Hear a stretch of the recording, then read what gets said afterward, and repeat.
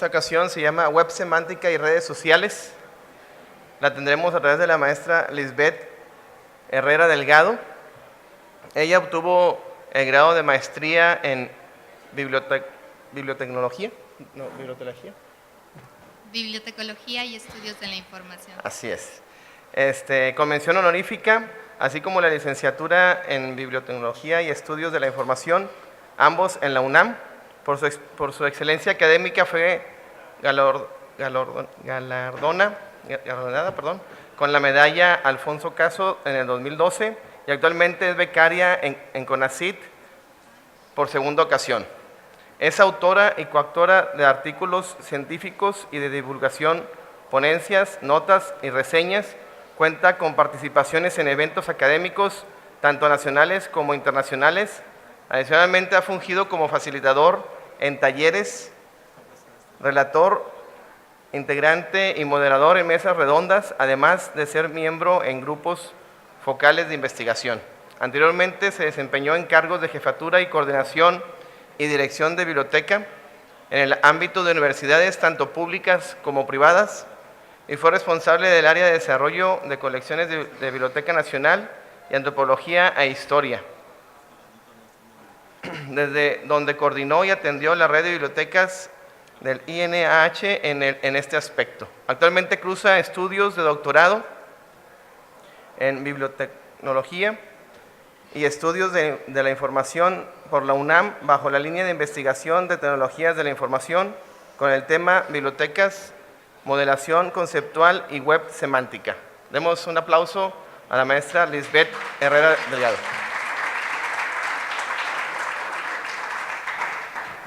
Muchas gracias. A todo el mundo le cuesta bastante trabajo decir bibliotecología, biblioteconomía, bibliotecas.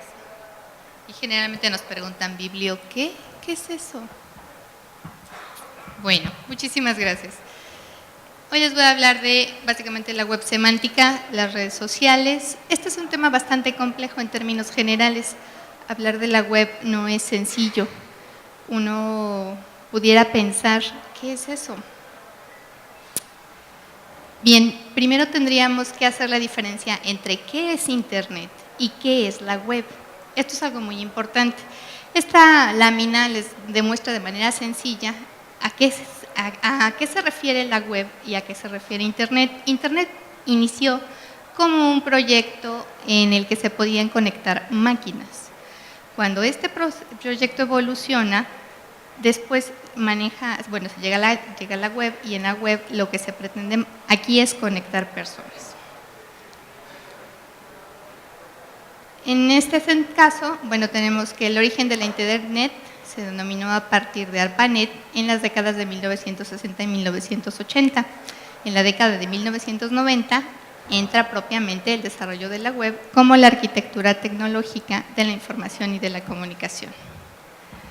Actualmente se mantiene un ritmo acelerado del desarrollo facilitando el manejo de datos dentro de las redes, incluidos los programas maliciosos llamados virus. Esos generalmente los conocemos muy rápido, sobre todo cuando nos afectan de manera personal. Dañan los equipos, las redes o extraen información privada. Esta es una lámina muy interesante. No sé si ustedes tienen conocimiento, en la parte superior ven algo extraño, algo que parece algo así como un escritorio y debajo tiene una serie de aparatos en donde pudiéramos emular un proyector, una pantalla, un teclado. Bueno, esta es la idea del inicio de lo que es la web. Esta se le atribuye a Vannevar Bush y este aparato se llamó el Memex. Esto sucede en 1943, cuando él escribe un documento al respecto. Este es el origen.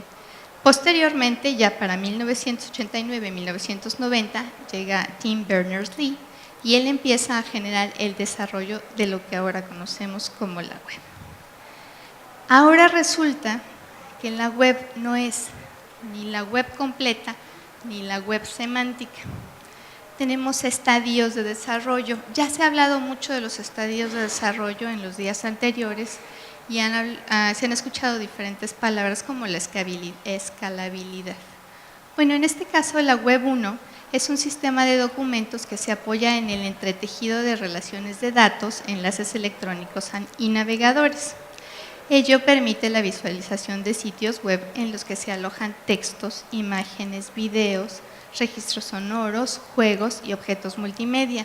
Esto en un primer momento era demasiado primitivo, era el usuario y el documento, el usuario y la máquina, el usuario que solo tenía la posibilidad de leer o de escribir. Mientras la Internet genera los canales de comunicación, la web hizo posible las conexiones universales, estableciendo una estructura bajo ciertas especificaciones, lo que permite mantener la comunicación a todo el mundo. ¿Cómo evoluciona la web? Este es el modelo de la web 1. Fíjense como en la parte superior nos dice que la web 1 para publicar requiere un webmaster. Para brindarle a un usuario un rol, y este es pasivo, es decir, solamente puede leer, solamente puede informarse, solamente puede usar determinadas pantallas, y estos documentos están escritos en HTML, y bueno, nos da el ejemplo de un periódico. ¿Qué pasa cuando evoluciona la web?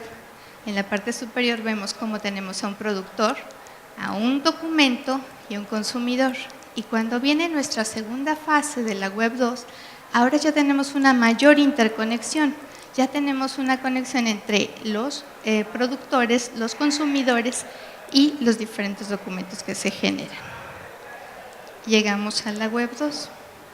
Bien, aquí ya tenemos un aumento de audiencia. Los contenidos y su variedad, las ligas, favorecen la lectura, la escritura de manera simultánea y en un mismo sitio.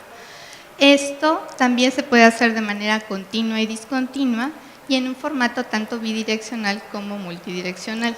Entonces, aquí es donde nosotros empezamos a tener mucha más interacción con los otros, ya no con las máquinas. Se desarrollan buscadores de hipertexto, multiplataformas, se adopta el programa World Wide Web en diferentes navegadores. Cuando hablamos de la web 1, teníamos el navegador por excelencia, Explorer. Solo contábamos con Explorer. Cuando la web evoluciona, empezamos a tener nuevos exploradores, nuevos navegadores, y tenemos a Mozilla, tenemos a Safari, tenemos a Google Chrome, digo, por ser los más comunes. Entonces, ahora ya tenemos una mayor oferta para poder conectarnos a la Internet y a la web. Incrementa sus características, esto se nos ha dicho, de flexibilidad, las especificaciones de la red, la interoperabilidad y la escalabilidad, como las que usábamos hace un rato. De modo que esta es la web. Estas son las web 2 y todas las características que tiene. Al ser interoperable, maneja la sindicación de contenidos. ¿Qué es la sindicación de contenidos? Es las alertas. Cuando yo quiero enterarme de la última publicación que generó un sitio, hay un símbolo que se llama RSS, o es como amarillito, ¿no? Esa es la sindicación. Yo le doy clic ahí y de manera automática me va a decir, ¿lo quieres por correo? ¿Lo quieres notificación SMS? ¿O lo quieres, si es el caso, por ejemplo, que estás dentro de la comunidad de Facebook, te lo mando a tu Facebook y te lo mando para que lo veas? Las aplicaciones ya son más ricas y son más intuitivas. Aquí ya no tenemos que aprendernos los comandos, ya tenemos muchos iconos, ya simplemente elijo, doy clic y estoy allá. Las URL ya no tengo que aprendérmelas como antes. Antes tenía que recordar la cadena de números. Sí han tenido la curiosidad de cambiar. Cuando ustedes teclean un nombre de un sitio y lo vemos desde la otra perspectiva, desde la perspectiva de los ingenieros, vemos cadenas de números por 3. Ya no tenemos que recordar estas cadenas de números. Esta es la accesibilidad, la amigabilidad. El uso de las APIs externas también nos ayuda mucho, que es lo que nos permite tener mayores aplicaciones en un mismo sistema y en un mismo lugar. El diseño de la web 2 sistema se centra en el usuario. Esto lo escuchábamos ayer con la doctora Mirna y con el ingeniero Roberto. estamos pensando en el usuario y aquí ya se empieza a pensar en una filosofía de cooperación y de interoperabilidad.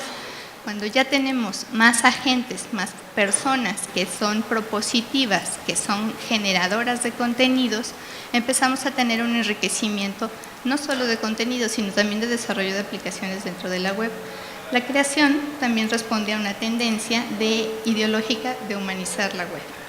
Aquí sí tengo que hacer énfasis bastante grande porque esta es una de las filosofías con las que va desarrollándose la web. Por un lado tenemos toda la parte del desarrollo tecnológico, pero por el otro lado, al incluir a las personas y al decir que el derecho del acceso a la información y de la conexión a Internet es un derecho fundamental humano, entonces aquí ya se está diciendo que no solamente vamos a caminar por el desarrollo tecnológico, se integra a las personas y entonces empezamos a tener los problemas con las cuestiones legales.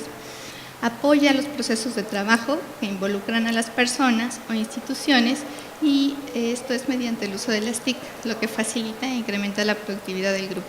También ya hablamos los días anteriores, se escuchó hablar sobre el teletrabajo. Esta sería uno de los ejemplos al respecto. La web crea soluciones y se ha traducido en una mayor presión ante la cultura de la inmediatez que rige este entorno digital. Curiosamente, entre más va evolucionando la web, más problemas nos va generando, porque todo lo queremos más rápido. Y entonces, cuando escala la tecnología, requiere un mejor procesador para que tenga mayor velocidad, para que en menor tiempo nos genere una respuesta y todo lo queremos rápido. Siempre queremos una respuesta más inmediata. Esta es la demanda gracias a la evolución de la web, de las TICs y de todos los aparatos tecnológicos.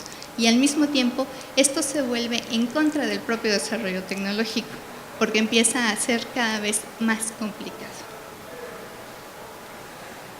Las actitudes de las personas frente a la tecnología, su desarrollo y nivel de participación se van en evolución paralela y migran del estado pasivo receptivo al activo participativo, que es lo que teníamos. En la web 1 solo podíamos leer, pero en la web 2 ya podemos nosotros escribir, compartir, debatir, decir no estoy de acuerdo con lo que estás diciendo o eso es falso. Su impacto ha sido en varios ámbitos y niveles, como en el político, en el económico, en el gubernamental, laboral, organizacional, personal, de interacción, comunicación, relación, percepción, realización, y entre otros. Aquí también tendríamos que recordar que para algunas personas tener la posibilidad de conectarse pareciera que está mucho más relacionado a través de un dispositivo con muchas más personas, pero estas personas de pronto son virtuales. O resulta, por ejemplo, que generamos los avatars y los avatars que viven en estas dimensiones digitales, no reales, no físicas, la gente de pronto empieza a perder un poco el piso, ¿no? Entonces habría que tener también cuidado de cómo se aplica y se usa la tecnología. Bueno, resulta que se acaba la web 2 y viene una nueva evolución. ¿Qué tenemos en esta web 3? Bueno, podemos empezar desde donde queremos. Ya tenemos bases de datos, ahora ya tenemos grandes cantidades de datos, pero tenemos ya la posibilidad de la personalización. Ya se generó la movilidad, ya no dependemos de una PC, ya tenemos más aparatos que nos permiten seguir conectados sin la necesidad de estar completamente asentados. Aparece una web 3D, la web 3D, pues no sé si han escuchado de ella, es una de las diferentes desarrollos que se tienen dentro de la web y que básicamente es ver los objetos en tercera dimensión. De ahí se pretende llegar a la web semántica y a la inteligencia artificial. Ah, caray, ¿qué no nos habían dicho que era solo la web o que de la web íbamos a la web semántica? ¿De dónde nos están saliendo tantas webs? Bueno, pues en esta web, que es el otro estadio de crecimiento, aquí tenemos la famosa nube. Aquí en esta nube tenemos los dispositivos, todos los dispositivos que tenemos ahora, que son básicamente los servidores remotos, las computadoras, los notebooks, los mini notes, y que todo ahora, en vez de guardarse en un site local, ya sea en mi propia computadora, en un site de una institución, ahora ya puedo migrarlo a un site virtual. Y empezamos a llegar a la virtualidad.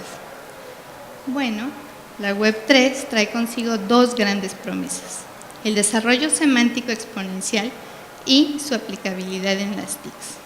Nuevamente es una evolución en donde se aumenta la movilidad, la interactividad y se logra una combinación más efectiva de las aplicaciones, el diseño virtual, tridimensional, simultáneo de objetos, espacios ambientales.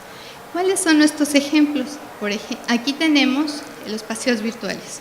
Se están empezando a convertir en algo ya muy usado y se han aplicado sobre todo en museos y galerías. Los videojuegos con una ambientación ya muy realista, los servicios, que ya ustedes lo conocen muy bien, Second Life, que ha sido como el mejor ejemplo para hablar de una realidad virtual, y por supuesto ahora los juzgados virtuales. El preludio de los contenidos semánticos albergados en los portales y las páginas electrónicas se dan gracias a la instalación y las exploraciones del etiquetado social, los metadatos de diferentes tipos y aplicados en los niveles distintos durante la etapa 2.0. Cuando nosotros estamos en una red social, empezamos a crear nubes de tags, nubes de etiquetas. Ahí empezamos con el etiquetado social. Después de ahí nos fuimos a los likes, o después de ahí nos fuimos a poner una sola palabra que identificara algo que me gustaba mucho, y estos los generamos como clasificadores. Esto es algo que va evolucionando y se convierte en un metadato, y entonces tenemos diferentes metadatos. En esta web, bueno, pues resulta que eso es lo que va a ayudar para dar el paso a otro estadio. También aquí se dirige de nueva cuenta su desarrollo hacia la inteligencia artificial, el incremento de predicciones y dependiendo todavía de la gran influencia humana. Es decir, aunque las máquinas ya tienen la capacidad de hacer muchas operaciones, todavía no son completamente autónomas. El avance de la web se proyecta entonces como una consecuencia de creatividad e imaginación del ser humano, cuya visualización sea llevada fuera del monitor y se logra insertar poco a poco y cada vez más en nuestro mundo físico. Esto es el inicio de lo que se denomina hiperconectabilidad y se le lleva a la vinculación de los datos como los Linking Open Data. Entonces, cuando ya hablamos de esto, tenemos que empezar a hablar de un nuevo estadio, que es la web 4.0. Este video que les quiero presentar ahora es un video del 2012. Es el primer video que lanza Google con Google Glass, y esta es una manera de presentar cómo ya empieza a ser introducida la tecnología hacia nuestra vida cotidiana.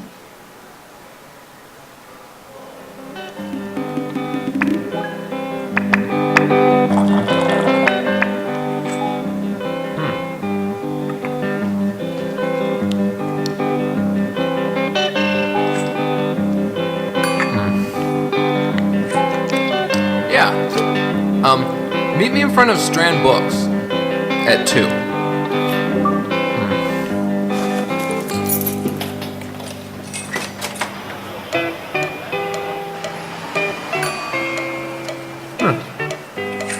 Oh man, really?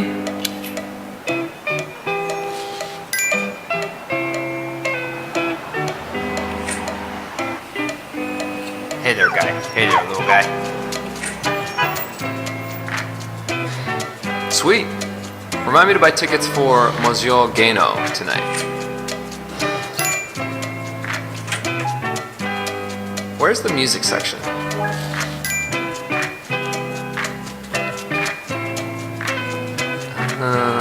Oh, yes, this is it.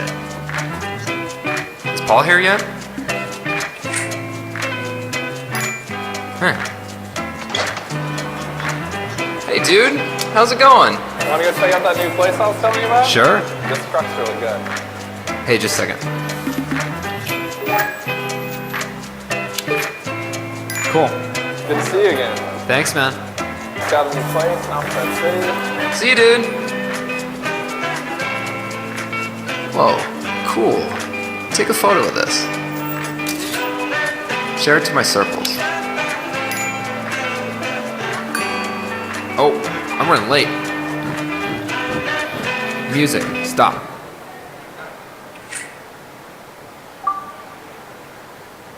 Hi, what's up? Hey, Hey. you want to say something cool? Yeah, sure. Is that a ukulele? Yep. Okay, here goes.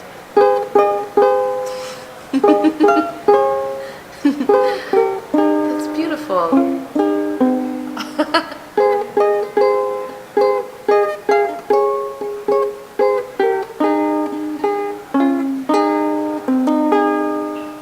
Aquí es cuando se empiezan a romper las barreras entre lo físico y lo virtual y el poder compartir estos momentos. Bueno, entonces, ¿qué demonios es la web semántica? Vaya, ¿no? Ya tanto cuento, dame web 1, web 2, web 3, web 4, ¿cuándo se va a acabar este cuento? Este es el objetivo cúspide en el desarrollo de la web.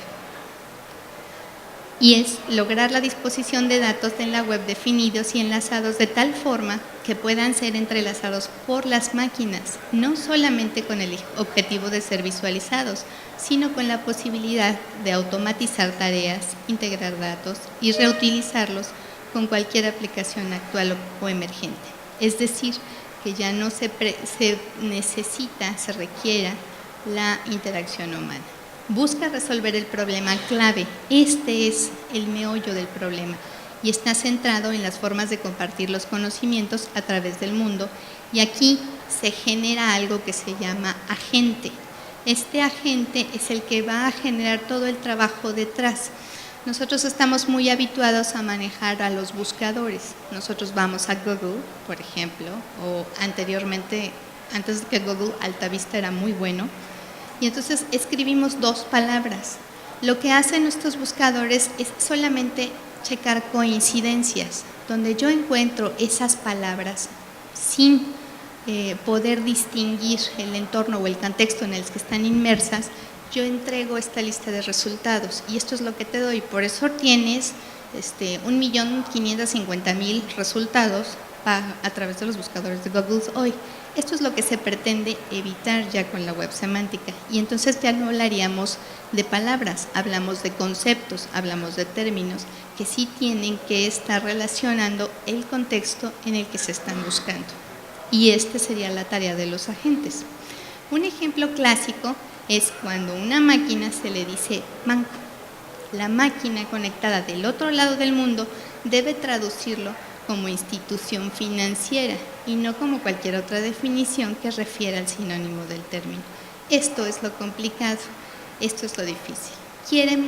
Queremos hacer pensantes a las máquinas. No es posible si no tejemos toda una red de conceptos detrás de ellas. A esto se le llama ontologías.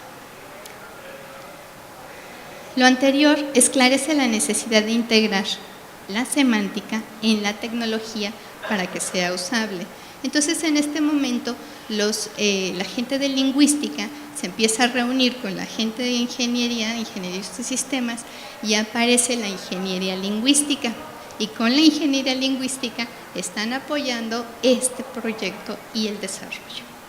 Entonces se perfila la semántica como la clave que proveerá de un acceso seguro y eficiente a un conjunto de servicios coordinados y organizados sin que dependa de una ubicación, haciéndolos interoperables, coherentes, conscientes, confiables, escaneables, conjuntos y en red.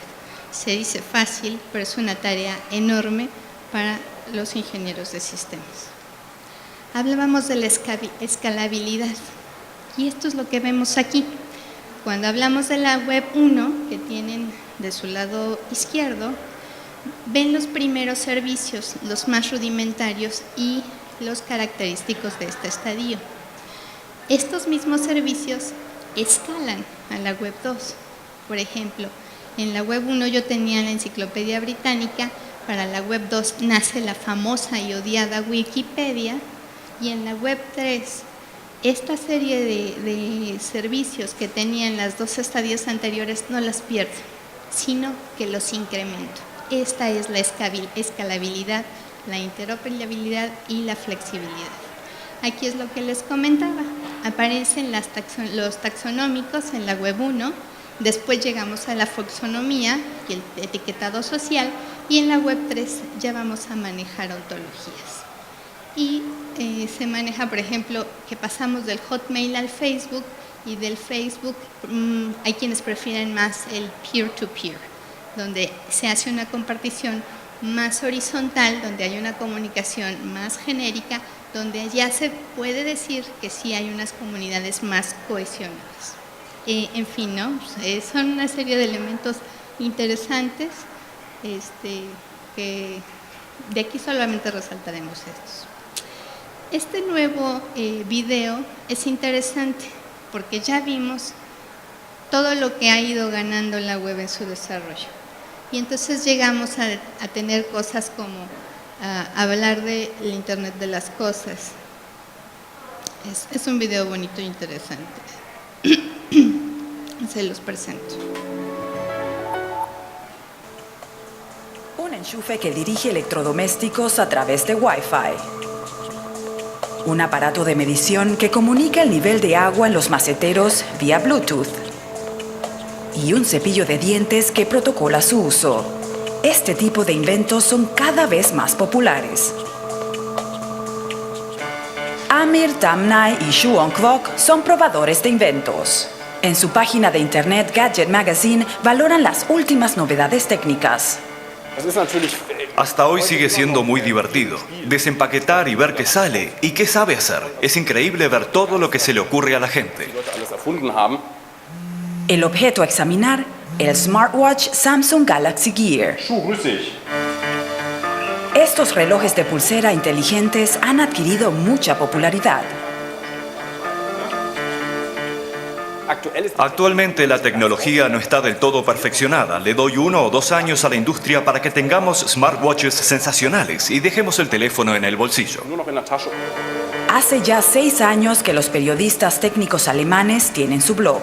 Al principio todo giraba alrededor de los smartphones. Hoy prueban nuevos inventos a ritmo semanal. Y los más demandados a nivel mundial son los portátiles. El ejemplo más popular son los Google Glasses. El ordenador en miniatura parece ofrecer posibilidades cuasi ilimitadas. Y hay inventos para todos los gustos, como el sujetador que solo se abre si su portadora está enamorada.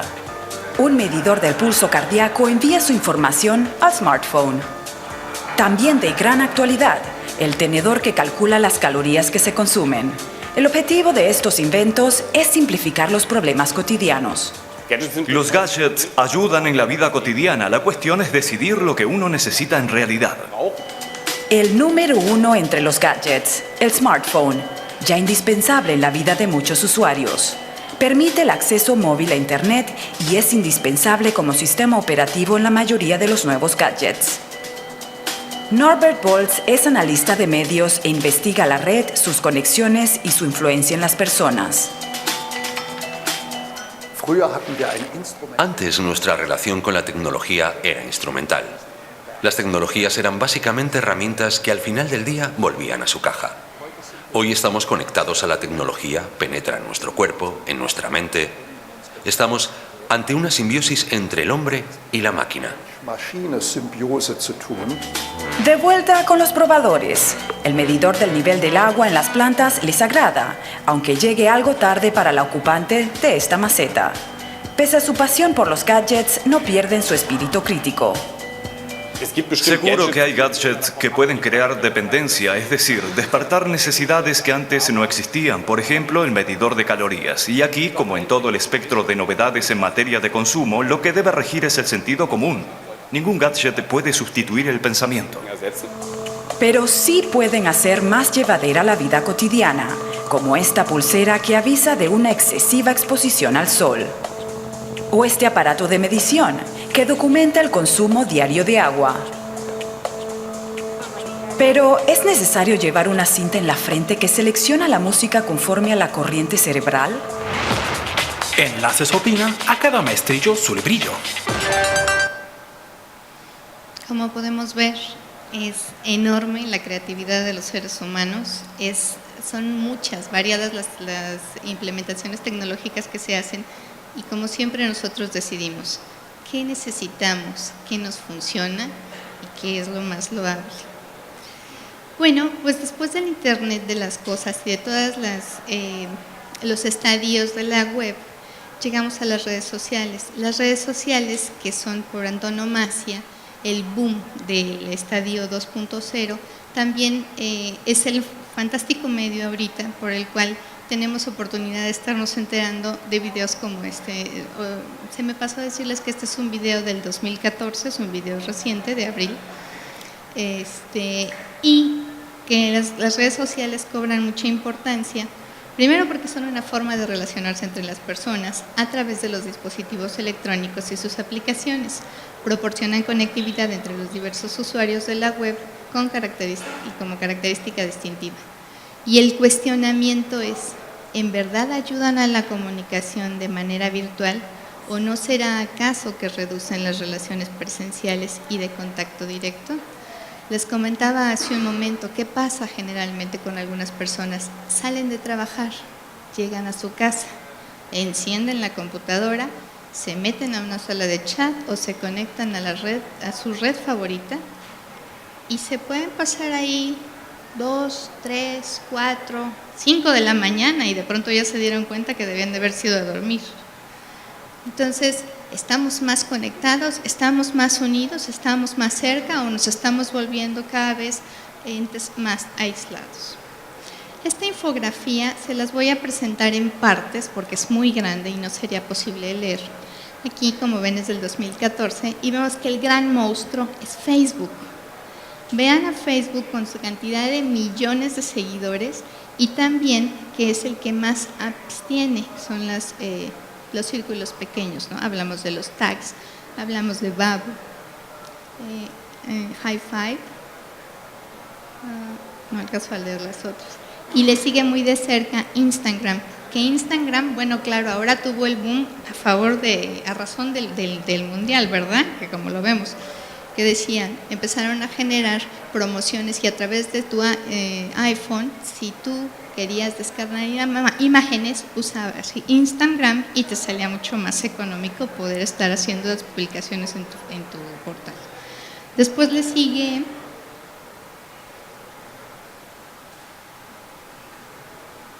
ahí no la alcanzo a ver.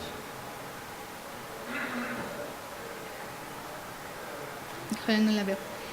Aquí debajo tenemos a Twitter, luego está WhatsApp, LinkedIn, y ya más pequeñas tenemos a Netlog y a la otra que ya no la alcanzo a ver. Entonces vamos viendo que también van disminuyendo sus seguidores y también tienen sus apps más limitadas. Este es el tamaño de la infografía y abajo están los encargados de desarrollarlas. Las redes sociales, bueno, la preferencia o elección por alguna de ellas existen de acuerdo a ciertos factores. El tipo de usuario. ¿Qué tipo de usuario va a estar en qué tipo de red? Su ubicación geográfica, porque no todas las redes están disponibles en todo el mundo. Los intereses. ¿Qué tipo de intereses van a tener? ¿Cuáles son sus aficiones o preferencias? Pueden reunirse en términos generales bajo 3 categorías: las redes personales, las redes temáticas y las redes profesionales. Estas son una tabla de redes bastante curiosas que hay en términos temáticos. Por ejemplo, tenemos en primer sitio Care2, que son básicamente activistas. Sí, tenemos, bueno, aquí una cosa increíble, ¿no? Tenemos solo para adinerados, para los alcoholizados. Esta LIVR tiene la condición de que tienen que usar algo así como el alcoholímetro, ¿sí? Entonces lo conectan a su smartphone, generan la descarga, le mide cuál es el nivel de alcohol y después le permite publicar. Y este es el tipo de comunidades que se generan. Entonces, wow, ¿no? Veamos que hay para todos y hay de todo. Otra interesante por ahí, bueno, tenemos un bar virtual. Este es muy usado en Estados Unidos, tiene ahí bastantes seguidores, quienes son buenos para la cerveza, en fin, ¿no? Si tu interés es sobre los gatos, tenemos el Hatebook, la red del odio. Bueno, en fin, ¿no? Tenemos aquí también a los vinos, las películas y las series. Entonces, veamos que esta es la forma en cómo se van conformando las redes. ¿Dónde quiero estar? ¿Qué quiero saber? ¿De qué quiero hablar? Y ahí es a donde me voy a dirigir. Esta es otra infografía que también nos presenta a unas redes que no son tan importantes como las que tenemos usualmente, ¿no? Que siempre se habla de Facebook y Twitter. Pero, por ejemplo, tenemos Vine, que es sobre vinos, Peat, Snapchat, y también nos va diciendo cuáles son sus seguidores, sus cantidades de seguidores. Acá tenemos a Line, Pinterest, que es bastante interesante, es muy curiosa porque aquí se manejan diferentes temáticas y hay cosas muy buenas, muy interesantes. Y bueno, y ustedes tienen la infografía al centro de manera completa. ¿Cuál es el impacto de las redes? Bien, veamos el video.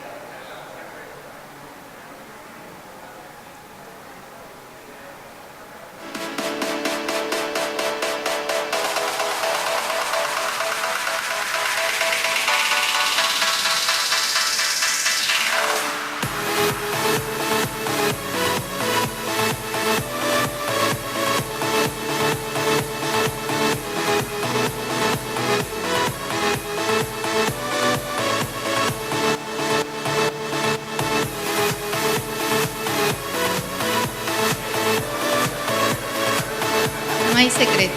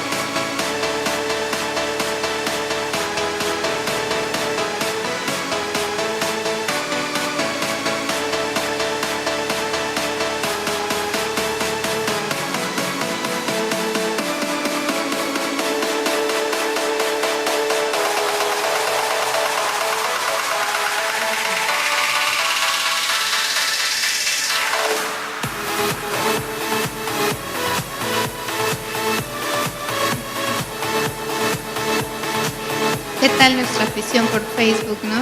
Increíble, claro, estamos viendo un video del 2012, pero vimos una infografía del 2014. Y aunque digan que Facebook va para atrás y que ha perdido seguidores, sigue siendo todavía un monstruo. ¿Qué nos dice esto? ¿Qué queremos hacer?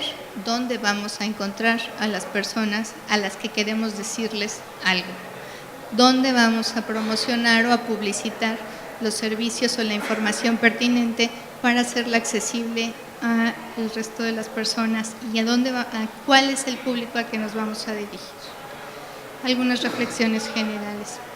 La Internet y la web van a seguir creciendo en cantidad de usuarios, en cantidad de contenidos, en cantidad de aplicaciones, y van a reducir cada vez más la frontera entre el mundo físico y el digital, lo que va a obligar a reorganizar la publicidad, la privacidad y el anonimato. El servicio móvil se va a convertir cada vez más en ubicuo, generalizado, omnipresente y siempre disponible. Eso ya es algo que vivimos. La mayoría usamos la red para relacionarnos, pero poco para informarnos. Conocer otras realidades, tener mayor acceso a nichos de conocimiento en la sociedad de la información y del conocimiento. Aquí hay que hacer una pausa. ¿Qué es esto de la sociedad de la información y del conocimiento? ¿Nos viene con las tecnologías? ¿O nos viene porque ha cambiado algo en nuestra vida? ¿O nos viene porque los tiempos han cambiado? Ayer se comentaba de una chica que no sabía escribir, y digamos que ella era una analfabeta funcional, pero era muy buena en términos digitales. Ahora tenemos no solo analfabetas funcionales, también tenemos analfabetas digitales. Y tenemos la misma brecha que siempre hemos tenido. Tenemos a la gente que por no tener acceso a Internet les restan habilidades, les resta información, les resta cultura, les resta capacidad de defenderse. ¿Sí? Las mismas brechas, pero ahora tal vez se incrementan un poco más. ¿Por qué? Porque la tecnología cuesta. Tener un aparato, un dispositivo tecnológico cuesta. Tener una conexión a Internet cuesta. Y eso no es tan fácil, menos para una gente que tiene un salario mínimo. Entonces la sociedad de la información se da básicamente porque va cambiando el valor de mercado. Ahora lo que se vende es información, ya no solamente productos y servicios. Y aquí es cuando empezamos a entrar en un cambio. ¿Cuál sería entonces el futuro tecnológico con todo lo que vemos? Un posible escenario y que en algunos lugares ya es una realidad.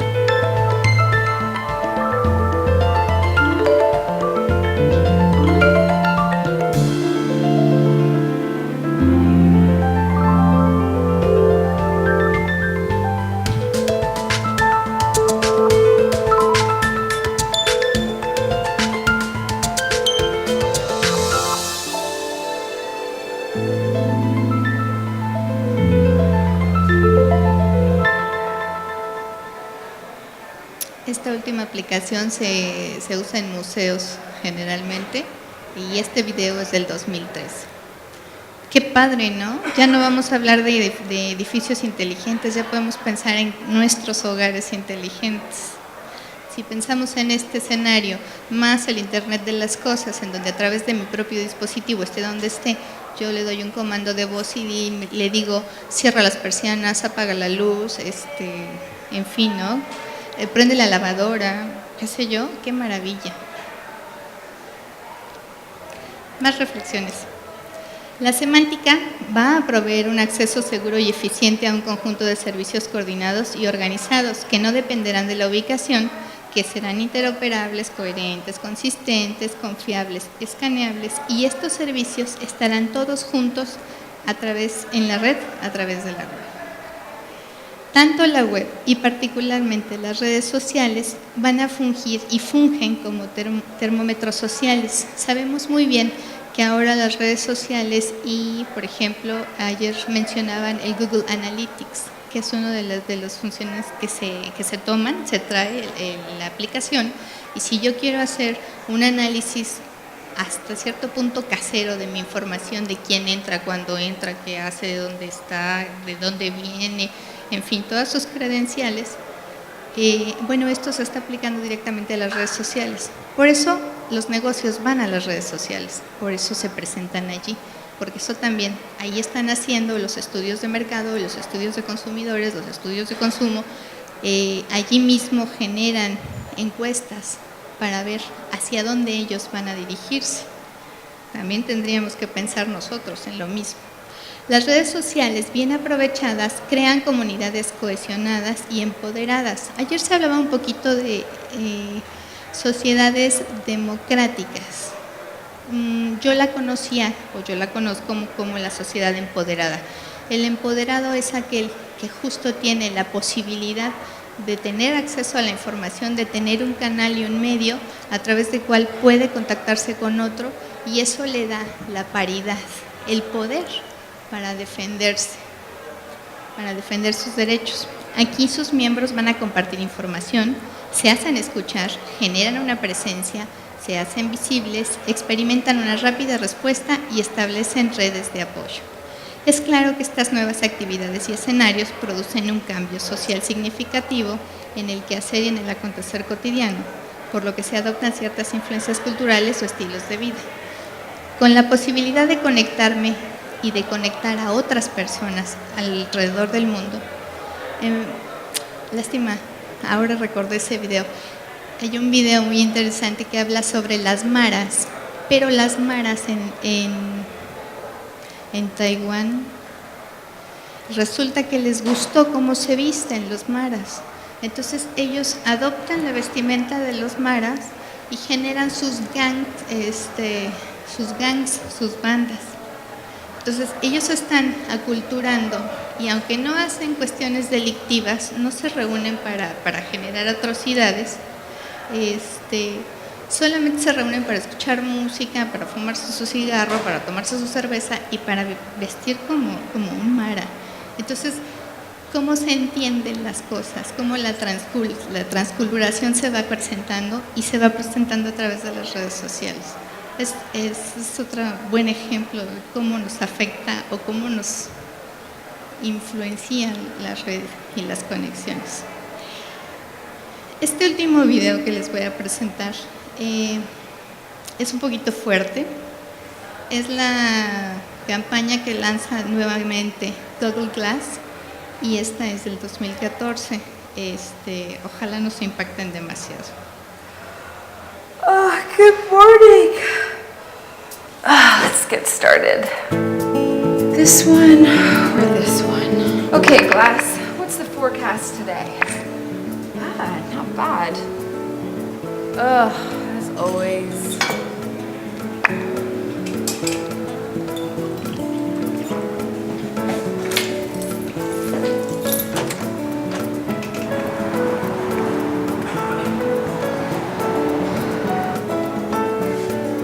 Okay, Glass, Google Margaret Atwood. Vamos a ser gente muy culta, ¿verdad? Todos vamos a las librerías. Okay, cool. Thanks so much, bye. I wonder if this would fit Mark.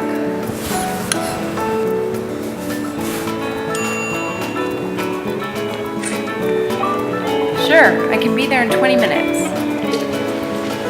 Okay, Glass, get directions to the coffee pot.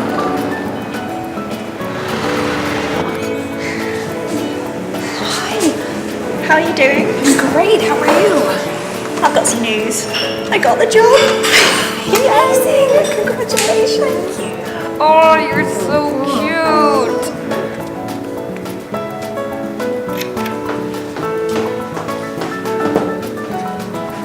Okay, class. Turn off the music. Mark! Honey! You're home early. Yeah. And you're not.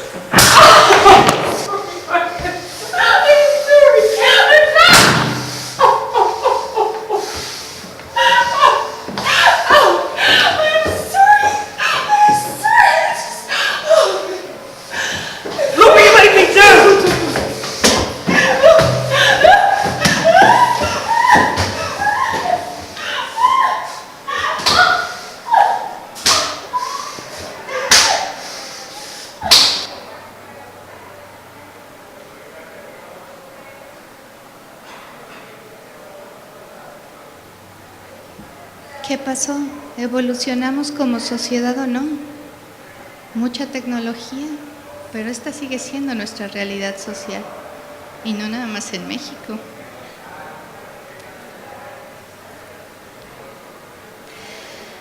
Por eso, el Poder Judicial del Estado de Nuevo León se ha preocupado por la utilización de las TICs como una herramienta de utilidad amigable y dinámica que le permita aplicar el acceso a los servicios que presta la ciudadanía, cumplir con estándares de transparencia y rendición de cuentas al diseminar la información pública que de cada una de las dependencias que la componen produce en pro de brindar un servicio cada vez más eficiente y en general acercar a la ciudadanía y al sistema de justicia.